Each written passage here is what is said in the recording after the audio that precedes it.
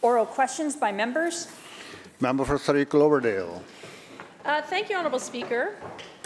This week we learned that Vancouver police are investigating a plot to kill a police officer on the downtown east side.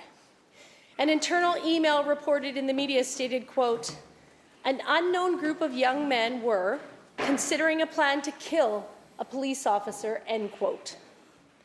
This threat is coming after a series of serious attacks on VPD officers. A pair of officers set on fire, and another officer slashed with an edged weapon. This week, Mr. Speaker, members of the BC Police Association came to Victoria, and they asked for support for 7 priorities related to health, wellness, and the safety of their members. Will the Premier stand up today and commit to following through on all 7 of those priorities?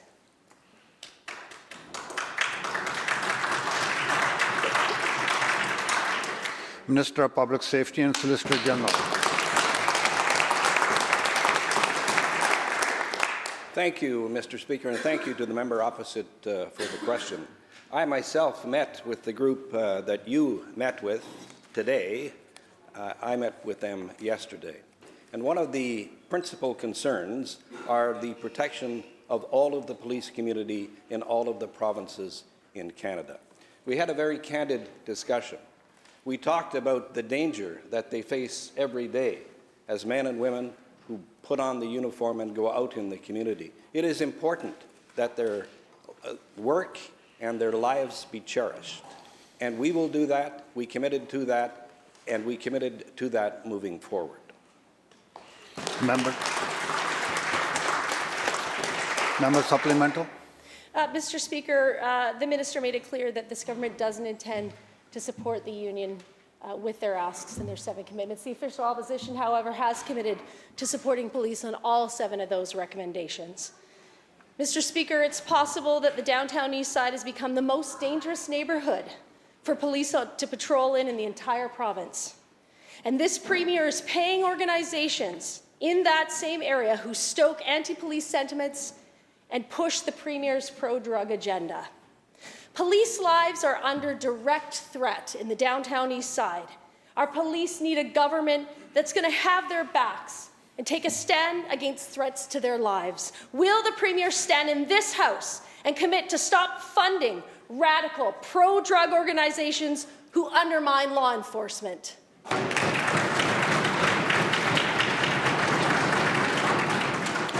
Minister. Thank you, Mr. Speaker. To the member opposite, she makes a lot of noise, but not a lot of sense.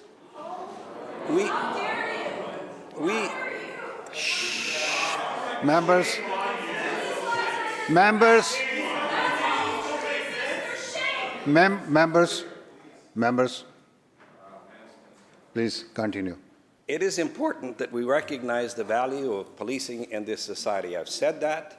I've repeated that. I've told you I met with the group with which you refer. Through the chair, discussion. Members. We didn't talk about anti-police. We talked about police, which is something you should talk about. Members. What I committed to them was that they have our full support all across the province, in Vancouver, which is having problems now, in Kelowna, which has problems. All across the province, this government is committed to fulfilling our obligation to provide the police the tools they need to do their job, and we will continue to do it. Member for Abbotsford South. Thank you, Mr. Speaker. Last week, we called on the Premier to join us and the Jewish community in condemning anti-Semitic comments made by recently elected Vancouver Councillor Sean Orr. Instead of standing up in this chamber and doing just that, this Premier had his MLAs dodge the question for him. This week, the Vancouver Police Union is calling out Sean Orr for saying such despicable things as, and I quote, "All pigs must die," "Cops aren't people," "The cops are violent bums," and "The VPD are murderers," end quote. Now, this Premier, after a career spent undermining law enforcement and overseeing the degradation of law and order in BC, I don't expect this ND Premier to have the courage to stand up. But nevertheless, I will ask, Mr. Speaker, what actions will be taken by this Premier to ensure that the concerns of police members, of police unions, of family of police officers are addressed, and will he condemn Sean Orr's nasty, filthy comments?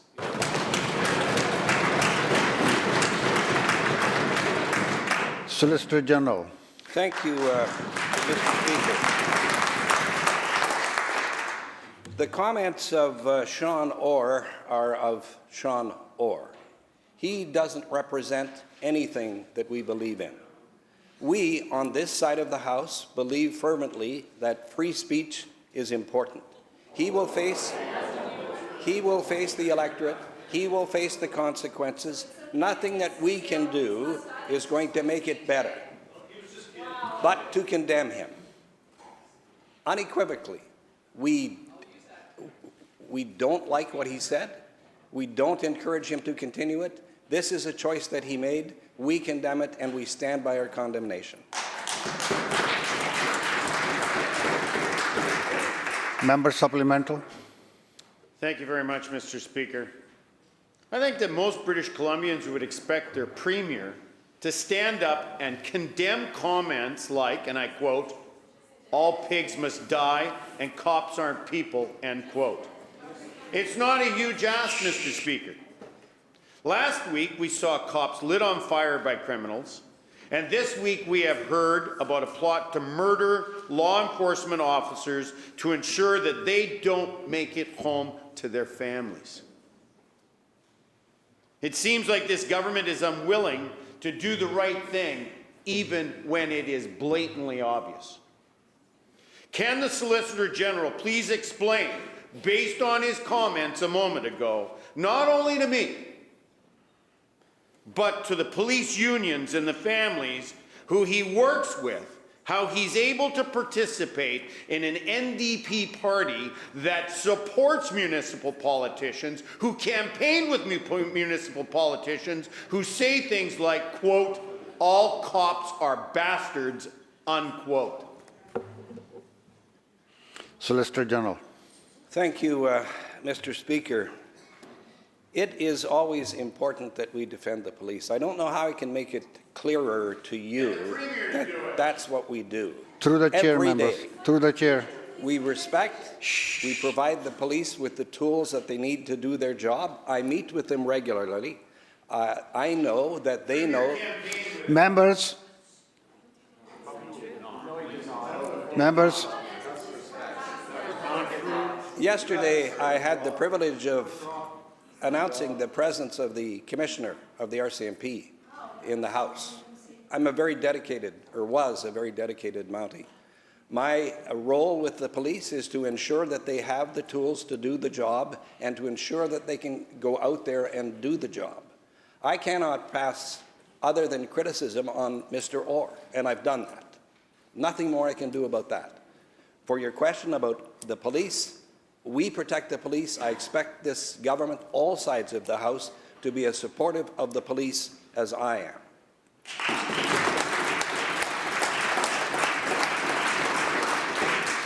House Leader of the Third Party. Thank you, Honourable Speaker. I'd first like the House to be aware that I will be speaking about sexual assault and gender-based violence. April is Sexual Assault Awareness Month. Across the province, a patchwork of policies and organizations support survivors, but more work is needed. BC has made good strides in recent decades, but there are still gaps in supports for survivors.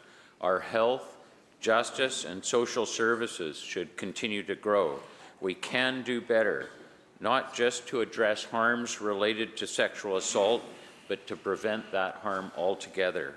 Through you, Honourable Speaker, to the Premier, will your government create a provincial sexual assault policy? Thank you. Attorney General. Thank you, Mr. Speaker, and I want to thank the member for his very important question. As a government, we've been investing on frontline services like sexual assault centers, making sure we have a gender-based violence action plan that is reaching across government to respond to this very horrific crime and assault on people. It's something that, as Attorney General, I take so seriously that I've asked Dr. Stanton to do an independent review of our justice system, every level of our justice system, to understand why it is that this is such an underreported crime. Why is it that people that face such atrocious violence against them don't feel comfortable coming forward to the justice system? Based on that report, I will be taking actions to make sure that our justice system responds better to this type of violence, and I look forward to reporting that to the public in this House.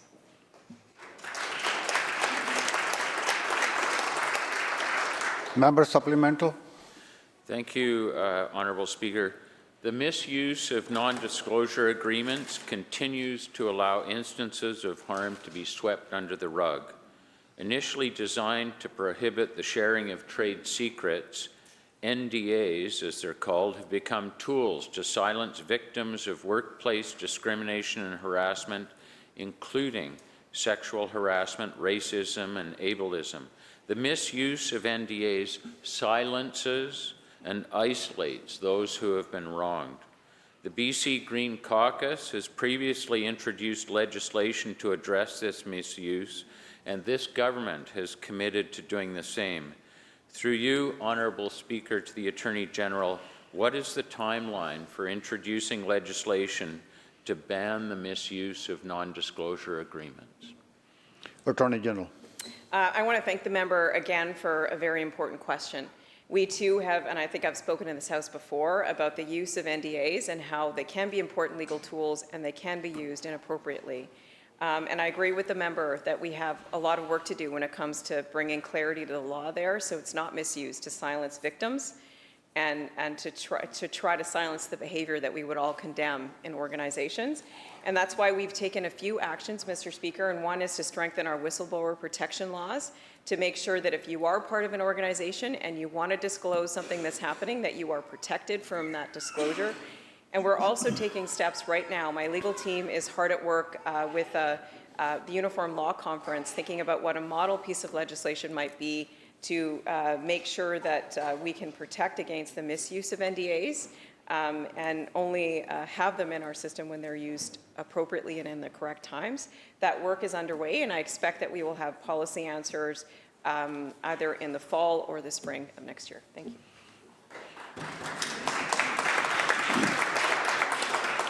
Member for Kelowna Lake Country. Thank you, Mr. Speaker. The UK's top court just issued a historic ruling to keep men out of women's bathrooms, change rooms, and prisons. All it had to do was acknowledge the biological reality that a man is not a woman. Mr. Speaker, can the Premier prove his own grip on reality here for us all today? By answering the same basic question: what is a woman? Attorney General. Thank you, Mr. Speaker. I find myself once again rising to respond to a question that I wish I didn't have to respond to. I want to send a message to all queer, trans, and two-spirit people in this province that we stand with you and we see you. And we on this side of the House are going to fight for an inclusive society for all people. For all people. We're going to make sure that our laws and all of our policies respect and stand up for the rights of all people. We're going to keep doing that work in this House, and I hope that we would have a majority of this House on side with that work. And once again, I just want to say that I am really sorry that we're facing the type of politics that's pitting communities against each other, that's creating division and fear in this province. And I strongly condemn that type of politics here in this House, and I think we all need to.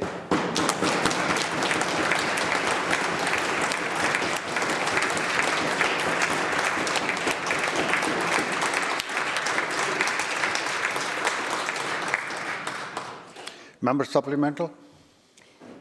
The member may deflect on what a woman is, But perhaps we'll rise to answer my next question about a man, a psychologist who reportedly works for the Ministry of Children and Families. This individual bragged about transitioning 1,000 children, half of whom were in government care, and some as young as a mere 3 years old. The same person is on record coaching kids to threaten suicide to access harmful and irreversible gender transition procedures. So my next question is actually very simple. It really is just a yes or a no answer. Will this Premier finally ban the brainwashing, sterilization, and mutilation of our precious children by these so-called medical professionals? Attorney General. Thank you, Mr. Speaker.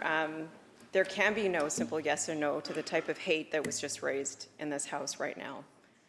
The type of hate that seeks to deny an identity of people and seeks to create this cloud of fear and mistrust and misinformation about what that identity is in this province. Again, I condemn it, Mr. Speaker, and I hope the whole House would stand in condemning that. To trans people in this province, we see you, we support you, we will fight for your equality, and we'll fight for safe places for you to show up across this province. Thank you, Mr. Speaker.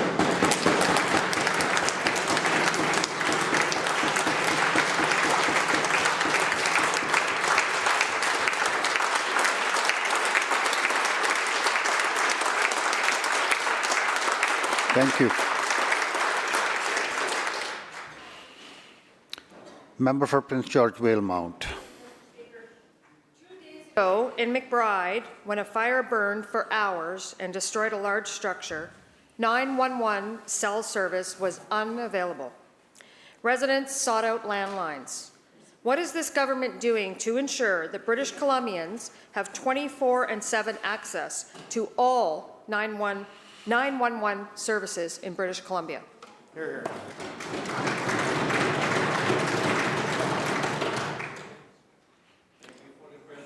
here. Minister. Honourable Speaker. Minister Minister. Emergency services is important, and of course, we'll make sure that is the case for the entire province. And we are ensuring that 911 services are available for all British Columbians. And we have the call boxes on highways that we install for emergency. And we also have done a lot of work in terms of the cellular service as well. Even though cellular service is not the responsibility of the provincial government, it's under the federal government, under the CRTC. And we have devoted $90 million so far to encourage service provider to provide cellular service on our highways and also in the community. Thank you, Minister. Thank you. Member supplemental. I'm glad we're encouraging that essential service. Many feel that there are two British Columbias. One, where ERs are open and all 911 services are available and call-outs are responded to. Another, where ERs are closed, they have long waits, and 911 services are unreliable. 2 days ago, British Columbians in my riding learned they lived in the second BC. They pay the same taxes as every British Columbian. My question, when will this government support rural, remote, and Indigenous communities and ensure they get the same standard of treatment as BC residents who live in multi-million-dollar mansions in Point Grey?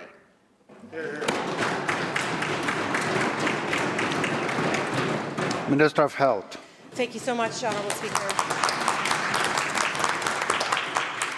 And thank you to the member for the question, Honourable Speaker, and for raising the very important issues around equity for people who live in the rural, remote, and Indigenous communities of this province. As a resident of a rural community myself, a former mayor of a rural community, I understand what it is like to be at the end of a highway where closures can happen, where emergency rooms can close and services can be less than what people in urban areas experience. And Mr. Speaker, that's why we are taking steps to increase access to healthcare services for rural and remote residents. Mr. Speaker, that's why we're working so hard with communities, with health authorities, to increase the number of doctors, nurses, and other healthcare workers who choose to live in these incredibly beautiful spaces in British Columbia. We're going to continue to fast-track credentials for physicians and nurses coming from other locations. Mr. Speaker, we're going to continue to incentivize people to move to these places, build out the workforce, because people need to know that healthcare is there for them when they need it, no matter what size of a community they live in. Thank you, Mr. Speaker. Member for Kelowna Mission. Thank you, Mr. Speaker. The Minister of Energy lost an election in 2013 on his opposition to expanding the Trans Mountain Pipeline to diversify away from the U.S. market. As Attorney General, the Premier tried every tool in the toolbox to block it. Now, there's talk of expanding the pipeline again. Can the Minister of Energy and Climate Solutions confirm whether he's working with all relevant authorities to expedite a second expansion of the Trans Mountain Pipeline and the dredging of Burrard Inlet to allow fully laden tankers to take Team Canada oil to diversified markets? Minister of Energy. Thank you, Honourable Speaker. The TMX pipeline, of course, was a matter of considerable public debate over time. But it's built. It's been built with massive investment of public dollars in our country. It was built, I think, neighborhood of $25 billion. And it's my view, Honourable Speaker, that given that public investment, that private investment, and the importance of energy issues, that we should use, Honourable Speaker, what we've built to the fullest possible extent. We built it, we paid for it, we should use it. Member supplemental. Thank you, Mr. Speaker. The Minister misspoke. The cost of the pipeline was $34 billion, and it was increased by his government's obstructionism.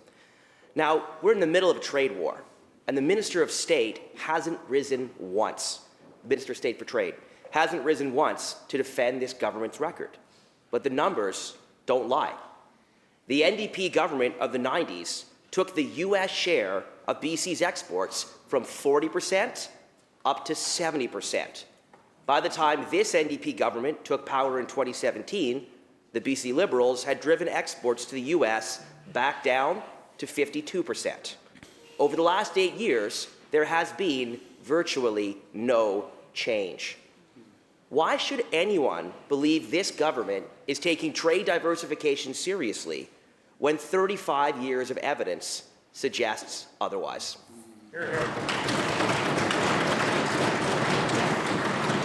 Minister of State for Trade. Well, thank you, Mr. Speaker. Mr. Speaker, this member may not be aware, but a couple years ago, we initiated a trade diversification strategy, and we're working right now on expanding and enhancing that strategy. And if we're looking for results, Mr. Speaker, you just need to look at the data between 2023 and 2024.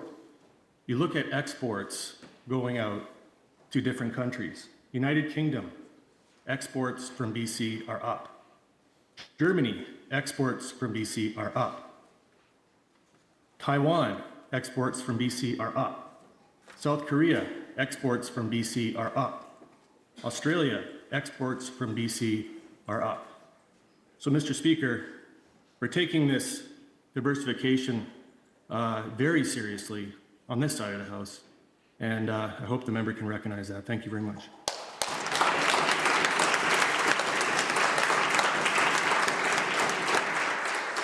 Member for North Island.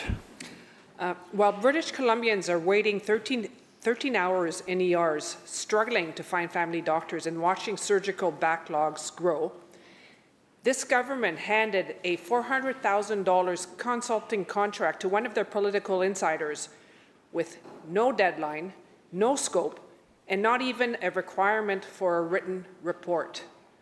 As quoted in an article by Rob Shaw on April 9th, the minister said, quote, "This isn't a form of a formal written report, so it's not something that I intend to release publicly."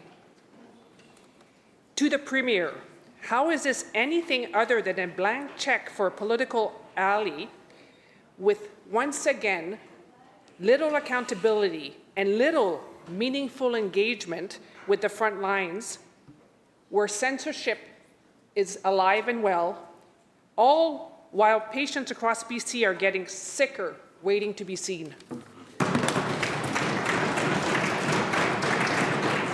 Minister of Health. Well, thank you very much, Honourable Speaker, and thank you to the member for the question. I think she might be a little bit confused because when she's citing from Rob Shaw's article, I am speaking about the update that I will get in the first 6 weeks of the review that's taking place in PHSA. That's a report that I'll get. That's not a report of the entire review. And I'll be updating this House and the public as recommendations come forward from the review. But, Mr. Speaker, it's important to understand why we're undertaking this review in the first place.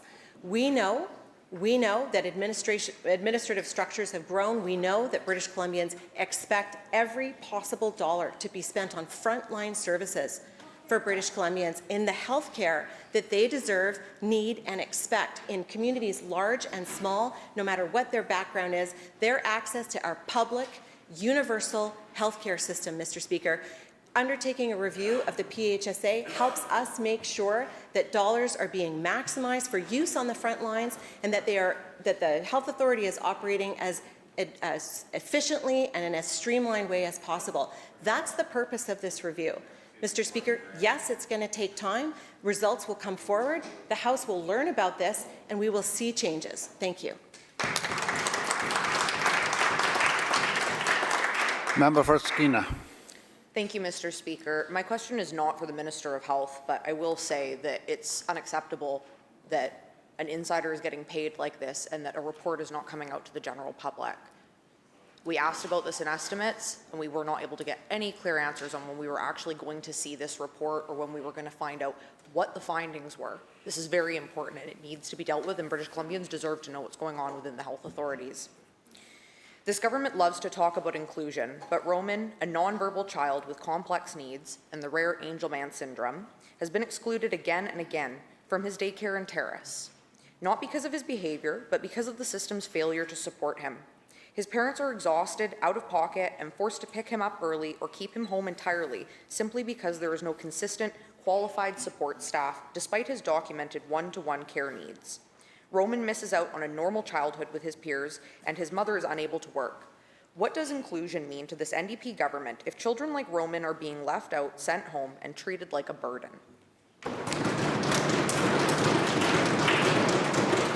Minister of Education. Thank you, Honourable Speaker. And I absolutely want to recognize that parents and families with children with complex needs face complex situations here in our province, and we know that they can face unique challenges when accessing childcare. It is so important that we provide the supports needed in the system to ensure that kids like Roman are well supported in care. The member talked about training for staff to ensure that we can provide those supports. And I want to let the member know that we have programs to train providers on inclusive childcare practice and policies, and we have ongoing online training as well for ECEs on inclusive childcare practices so that they can augment education that they may have received in the past. We want to help families find and their children find childcare with those needs and with providers by helping to develop those systems. I know more work needs to be done, absolutely, in the system, but we are committed to doing that work. Thank you. Member for Caribou-Chilcotin. Well, thank you, Mr. Speaker. The government keeps insisting that $10 a day daycare rollout is on track, but former supporters are now saying otherwise. Katrina Chen, former Minister of State for Childcare, said, and I quote, This is not what the NDP promised in 2017, nor the plan recommitted in 2020, end quote. If the government won't listen, Mr. Speaker, to the opposition, will they at least listen to their former NDP minister and admit their failure to delivering childcare in this province?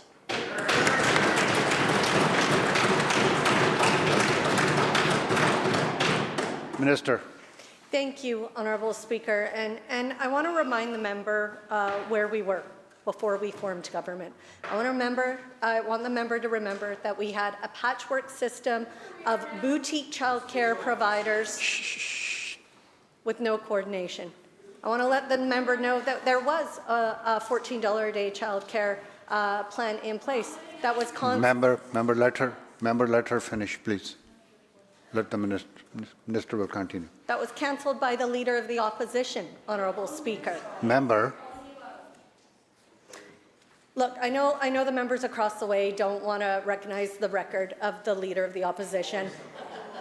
I know it's hard to realize. Members, come to order, please, now. It's Minister really will conclude. interesting when I look at the front bench, Honourable Speaker. BC Liberal, BC Liberal, BC Liberal, BC Liberal. Those are who are asking, the questions. Remember that, Honourable Speaker. Honourable Speaker, we have reduced childcare fees for families all across this province from $47 a day, which is what we inherited when we formed government, to now an average of $19 a day.